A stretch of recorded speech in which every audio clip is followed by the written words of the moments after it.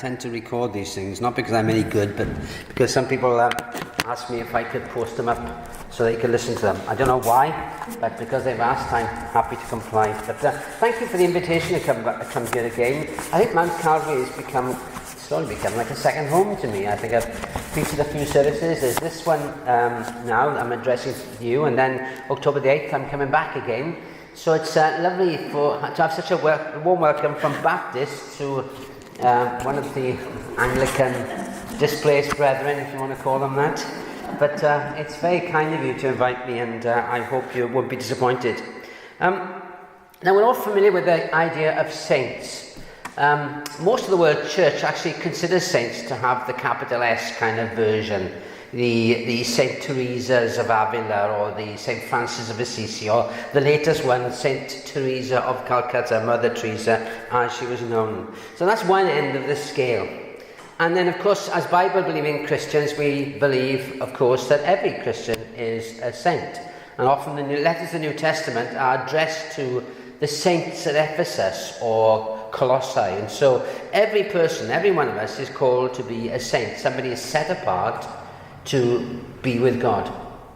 Now, there is a kind of middle band here, and that is the saints which over the years have influenced the generations in which they lived and have written books or letters that have been passed around and inspired people in various churches in order that they may follow Christ more closely. And I've chosen one lady that I don't think you have heard of, although I may well be surprised.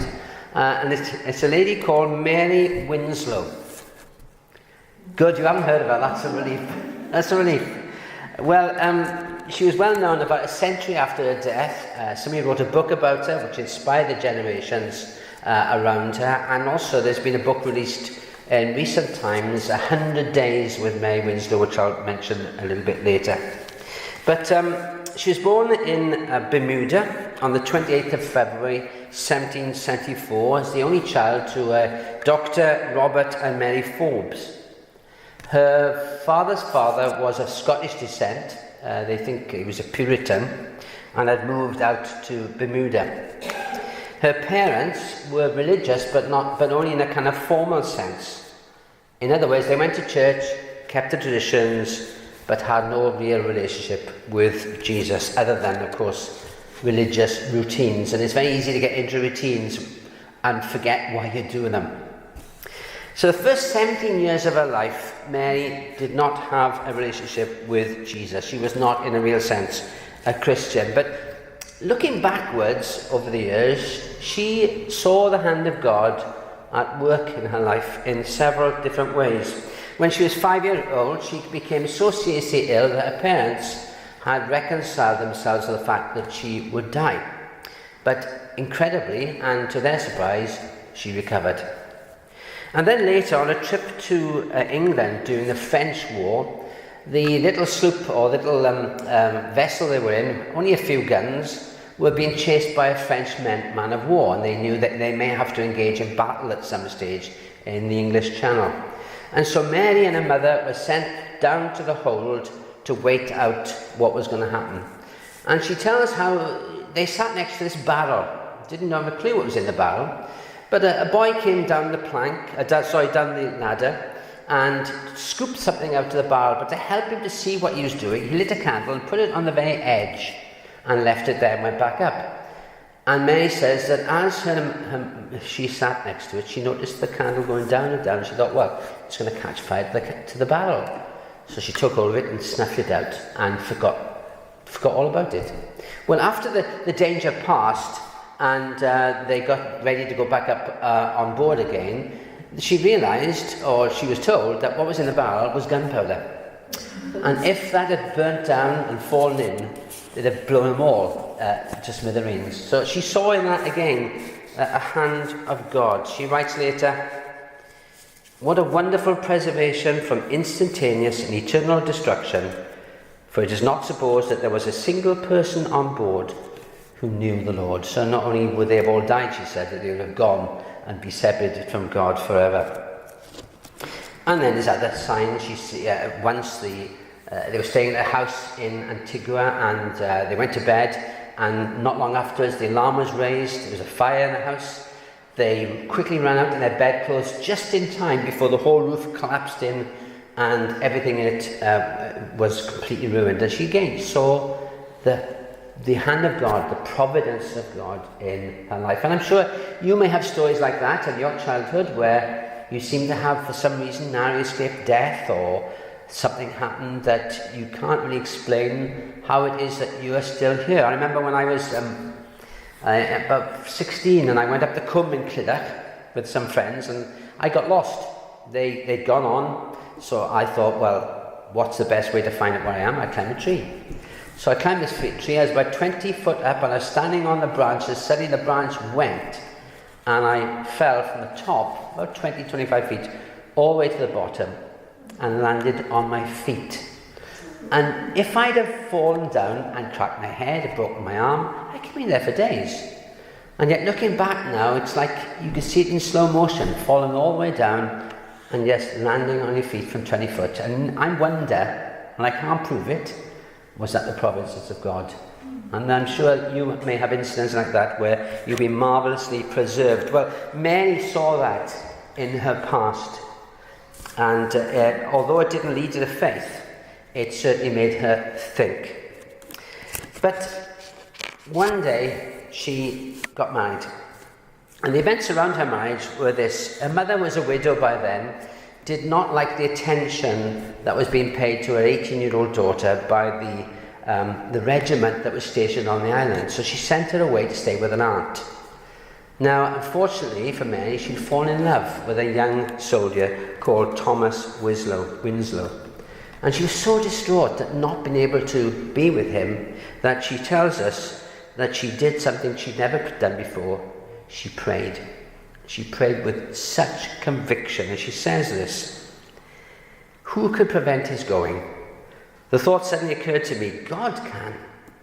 In a moment I rose, locked my door, and fell upon my knees before him. It was my first prayer in the simplest form of words imaginable. I earnestly pleaded with the Lord not only to prevent his going, but to give him to me as a husband." The prayer was offered, the request was made, and I rose from my knees with a spirit as light as a feather. My sadness and anxiety were all gone. Was not this of God? Was not this faith in the power of God? So the faith started to awaken with her when she sees the possibility that prayer can be answered. Who can answer it but God? And she started to rethink deeply about her relationship with God. And she remembered that when she was growing up, she had read this book called The Whole Duty of Man by Richard Alstree. And she said at the time she just read it, didn't think anything about it. But now she went back to it and started reading it with greater thought. And she asked the question, how can such as one as I be fit for heaven? She became suddenly aware of her own imperfections, her selfishness and so on. And she thought, well, how can I get into heaven? You know, I'm not worthy. She described herself as merry and thoughtless and full of life. And once, when she attended the ball and was the centre of attraction, and she loved it for a while, and afterwards she thought, well, this is so empty. This is so empty. And another question she asked was, how can I be righteous before God? All my attempts at trying to be good had failed. She could not satisfy her conscience. She became unhappy with every earthly comfort and had a sense of lacking something or thirsting for something. And do you know what it's like when you're thirsty? You've got to slake that thirst. You've got to find a way to slake that thirst. And that's what she did. And she sought God, and eventually she became a child of God when Christ himself spoke to her. And I don't mean audibly, but maybe through the scriptures. She doesn't say, but she says that God said to her, Christ said to her, I am thy salvation. You can't do it yourself, but I am thy salvation. And she said, I hail the glad tidings. My heart and soul responded, Jesus was with me. He had himself spoken. I had seen the Lord. And she goes on to say, I rose from my knees to adore and praise and bless his holy name. Oh, what a night that was. never, never to be forgotten. I had seen Jesus. So her conversion, however it manifests itself, was obviously a very, very vivid one. Now, some of us, we kind of drift into faith, or it takes a long time. Some of us have a moment when we say a prayer, but with her it was very, very vivid. And I think I have a theory that those who have the most vivid kind of experience of conversion are usually those who sometime in the future have to rely on that as a kind of a point to return to when they face trials and difficulties. Because that vividness of it then reassures them through their trials that yes, I did meet Christ, yes, he is real, yes, I am a Christian. And that, I think, helps you through all kinds of difficult times in your life. And it was the same with her, because later on she was to face all kinds of terrible trials. For example, her husband was from a wealthy family and he lost all his fortune in a financial disaster in Britain.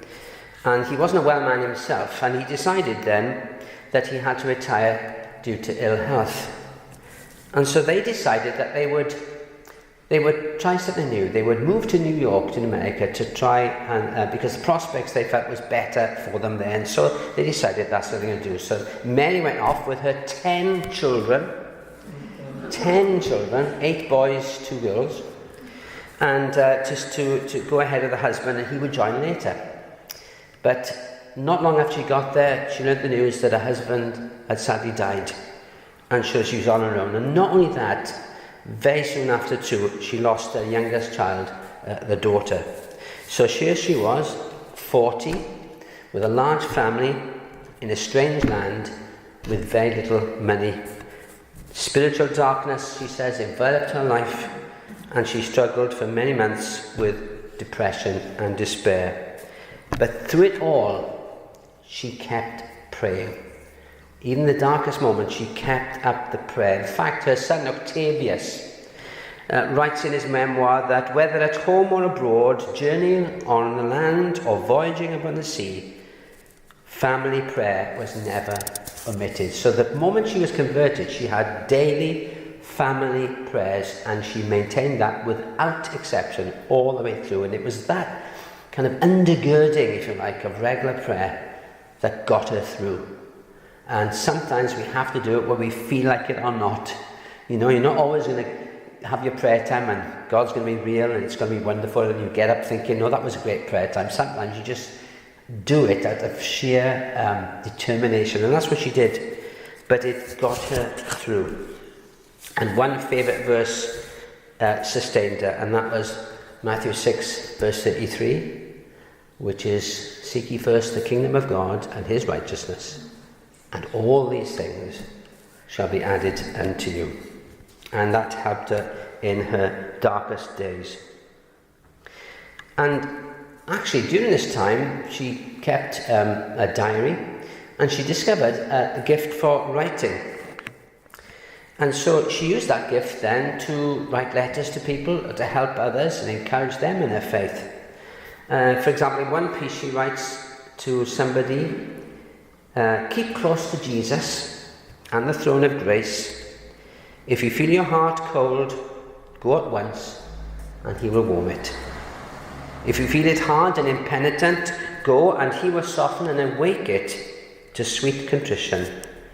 Go under all circumstances and with all frames, all your difficulties, however small or however great, you have a right to bring to Jesus, casting all your care upon him, for he cares about you. And that's what she did. And at some stage she had a breakthrough in which she had a dream of some kind.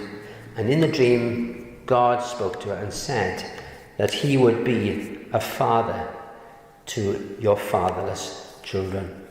And later writing, she says that God became to her not only her God, but her friend and her husband. And that it was that relationship that really sustained her. Some years later, she witnessed a time of revival for her personally, but also in the churches round about. And she says that God filled her heart with unspeakable joy. and she prayed and brought up the children in the ways of Christ. 3 of her sons became ministers. All the children, all 9 that were left, were all converted, all became Christians, having prayed for all the children. She loved listening to sermons. She once wrote that next to communion with God, it's my greatest comfort and joy to wait upon the preaching of the word. She also loved to read books about the truth of the scriptures. So she read authors like Thomas Boston. We may not hear of him now. He's a famous Puritan. John Newton, from the Amazing Grace fame. Samuel Rutherford and others. And her advice was always this: keep to the old divines. Modern divinity, she says, is very shallow. Some things don't change. Has very little of Christ and experience. May God give you a spiritual appetite. So she recommends persevering in prayer, no matter how you feel like it or not. Listen closely to sermons because they feed your soul. Read the old classics, the divines, books about the prayer, about the Christian life. And she also says, be careful how you speak. She says, God is pleased to bless spiritual conversation, but we should be careful what we talk about. She says, beware of trifling conversation, because it grieves the spirit. So be careful how you speak. Her writings, I say, are full of practical advice, godly wisdom. She would write often to encourage especially younger people in their faith. To an unconverted friend, she writes, may God open your eyes to see your need of a Saviour and lead you to the feet of Jesus, the sinner's friend.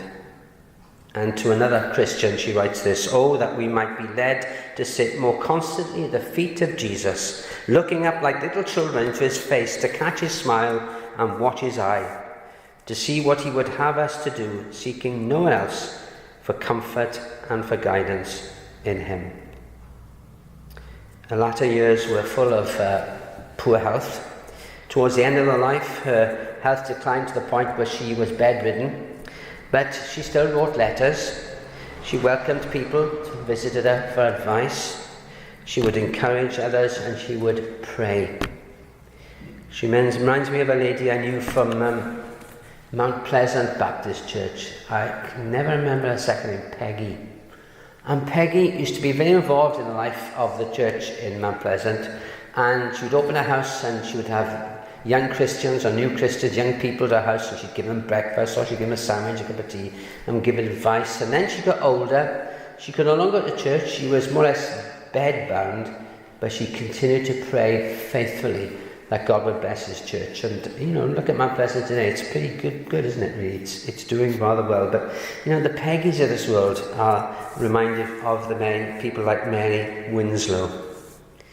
Anyway, she remained mentally clear and longed to be with the Lord. She passed away on October the 3rd, 1854. The last words were, I see thee, I see thee, I see thee. She saw Jesus and she longed to be with him, and she had her wish in the end.